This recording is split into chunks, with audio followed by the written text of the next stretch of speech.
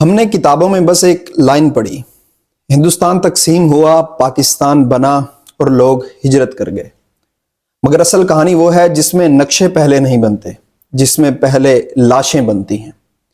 آج ہم دیکھیں گے برطانیہ اتنی جلدی کیوں نکلا، سرحدیں کس نے کھینچی اور کیوں لاکھوں لوگ ایک ہی رات میں اقلیت بن کے رہ گئے۔ ہمیں یہ بتایا جاتا ہے کہ برطانیہ نے ہندوستان کو آزادی دی، لیکن سچ یہ ہے کہ برطانیہ آزادی دے کر نہیں گیا بلکہ جان بچا کر بھاگا تھا۔ سوال یہ ہے ایسا کیا ہو گیا تھا کہ ایک صدی تک حکومت کرنے والی طاقت صرف چند مہینوں میں سب کچھ چھوڑ کر نکل گئی؟ تو کچھ یوں ہوا کہ 1945 میں دوسری جنگ عظیم ختم ہوئی اور اس جنگ نے برطانیہ کو اندر سے کھوکھلا کر دیا۔ ان کی معیشت تباہ ہو گئی، خزانے خالی ہو گئے، فوج تھک گئی اور عوام مزید جنگ نہیں چاہتی تھی۔ ہندوستان برطانیہ کے لیے سب سے مہنگی کالونی بن چکا تھا۔ اتنی بڑی فوج، اتنا بڑا انتظام، برطانیہ اب ہندوستان کو کنٹرول کرنے کی پوزیشن میں نہیں رہا تھا۔ اور ادھر دوسری طرف ہندوستان میں حالات خطرناک ہو چکے تھے۔ کانگریس آزادی چاہتی تھی، مسلم لیگ پاکستان کے مطالبے پر مضبوط ہو چکی تھی اور فرقہ وارانہ فسادات کنٹرول سے باہر جا رہے تھے۔ 1946 کے فسادات نے برطانوی حکومت کو واضح پیغام دے دیا، اگر ہم دیر کریں گے تو یہاں خانہ جنگی ہو جائے گی اور اس کے نتائج صرف اور صرف برطانیہ کو ہی سنبھالنے پڑیں گے۔ لارڈ ماؤنٹ بیٹن ہندوستان میں صرف ایک ہی مشن لے کر آیا تھا، برطانیہ کو عزت سے نکالو اور جردی نکالو۔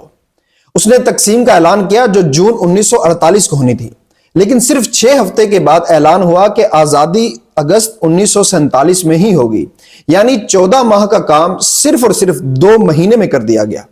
نقشے، سرحدیں، انتظامیہ، فوج، پولیس، ریلوے، خزانہ، سب کچھ صرف چند ہفتوں میں تقسیم ہوا۔ یہ انسانیت کی تاریخ کی سب سے تیز اور بے ترتیب تقسیم تھی۔ اب آتے ہیں اس کہانی کے سب سے اہم کردار پر، سر سل ریڈکلف، ایک ایسا شخص جس نے زندگی میں کبھی ہندوستان تک نہیں دیکھا، نہ تاریخ کا علم، نہ یہاں کے مذاہب کا، نہ زبان کا، نہ جغرافیہ کا، اور اسے کیا کام دے دیا گیا؟ پاکستان اور بھارت کی سرحدیں کھینچنے کا۔ اس نے صرف 5 ہفتوں میں کروڑوں لوگوں کی قسمت بدلنے والی لکیر کھینچ دی۔ یہ فیصلہ اعداد و شمار پر نہیں، زمین کی حقیقت پر نہیں، صرف چند فائلوں اور کاغذوں کی بنیاد پر ہوا۔ اس لیے آج بھی کچھ گاؤں پاکستان میں ہیں اور انہی کے رشتہ دار چند کلومیٹر آگے بھارت میں بیٹھے ہوئے ہیں۔ پنجاب وہ جگہ تھی جہاں تقسیم کا سب سے بڑا دھماکہ ہوا۔ یہاں ہندو، سکھ، مسلمان صدیوں سے ایک ساتھ رہ رہے تھے، لیکن جیسے ہی ریڈ کلف لائن کا اعلان ہوا، محلے تقسیم ہو گئے، دوست دشمن بن گئے اور پورا پنجاب جلنے لگا۔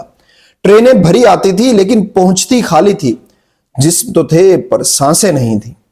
ان 60 دنوں میں پنجاب میں سب سے زیادہ خون بہا اور سب سے زیادہ لوگ بے گھر ہوئے۔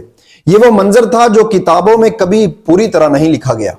تقسیم کے بعد 1,40,00,000 لوگ ایک طرف سے دوسری طرف نکلے۔ یہ دنیا کی سب سے بڑی ہجرت تھی۔ کچھ لوگ ٹرینوں میں چڑھے، کچھ بیل گاڑیوں میں، کچھ پیدل، اور کچھ نے اپنی مٹی کو آخری بار سلام کیا اور چل پڑے۔ راستوں میں بھوک، پیاس، قتل و غارت، لٹیرے، یہ سفر کسی قیامت سے کم نہیں تھا۔ پاکستان آنے والے مہاجرین کے پاس صرف ایک چیز تھی اور وہ تھی امید۔ جب 14 اگست 1947 کو پاکستان وجود میں آیا تو حقیقت یہ تھی، پاکستان کے پاس نہ تو پیسہ تھا، نہ دفتر، نہ فائلیں، نہ قلم، نہ میز، نہ پولیس، نہ سڑک، نہ اعداد و شمار۔ حتیٰ کہ جو پیسے پاکستان کو ملنے تھے وہ بھی پاکستان کو 6 ہفتے کے بعد ملے۔ لیکن اس سب کے باوجود یہ قوم کھڑی ہو گئی، کیونکہ جذبہ، عقیدہ اور ایک نئی شروعات تھی۔ اگر ان حقائق کو مد نظر رکھا جائے تو یہ بات سمجھ میں آتی ہے کہ یہ تقسیم ایک فیصلہ نہیں تھی، بلکہ یہ تقسیم ایک مجبوری تھی۔ یہ جلد بازی، غلط اندازے، سیاسی ضد اور انگریزوں کی تھکن کا نتیجہ تھی۔ کروڑوں لوگ جو گھر بار چھوڑے وہ اس فیصلے کا حصہ نہیں تھے، بلکہ اس فیصلے کا شکار تھے۔